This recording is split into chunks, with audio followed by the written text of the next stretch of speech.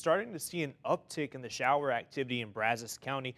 Notice this activity near Navasota starting to work off from the southeast toward the north and the west. A little bit of this is heavy, especially where we have those yellow and the dark green colors on radar. So if you get lucky enough to get under one of these showers, you may expect some brief heavy rainfall.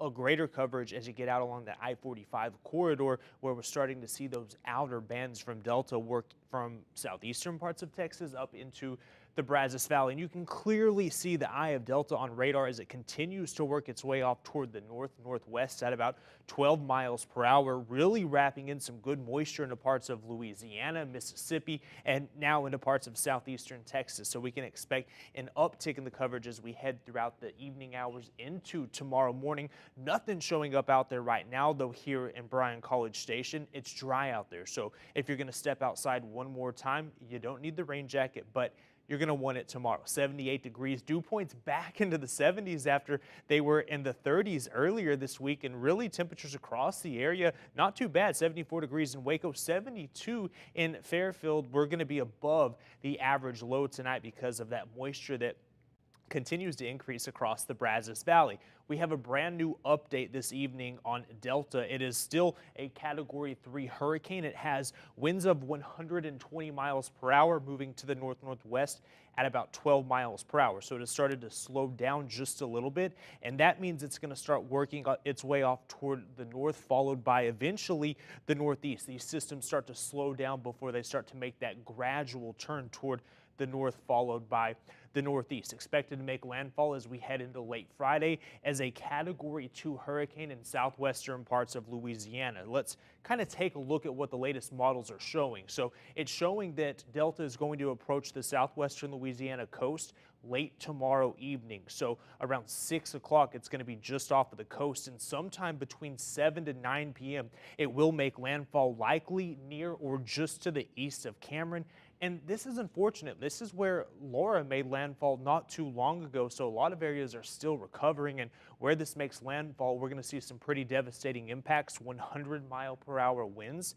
Some gusts, especially on the northeastern side of that eye, could be up to around 125 miles per hour, and that peak storm surge is going to be 7 to 11 feet, especially on the eastern side of the storm. So going to see some really bad impacts there. Our impacts are a little bit lower. We're going to see the rainfall and we're going to see some gusty winds, but we're not going to see any flooding, nor are we going to see any tornadoes here in the Brazos Valley. Tomorrow morning, it's going to be breezy out there, especially as you get to the east of Highway 6 and east of I-45. It's going to be pretty windy, winds up to 20 miles per hour, and those gusts are going to kind of stair-step their way up as we head into the late morning hours, early afternoon hours. So just be prepared for that. Go ahead and put that lawn furniture away tonight, as well as those trash cans, because they're going to get blown down the road with some of these gusty winds, especially for our southeastern counties. We're going to see winds, possibly tropical storm force out there. Notice, though, the model isn't really showing too much rain, so that's the good news. I would still have the umbrella handy, maybe the rain jacket, but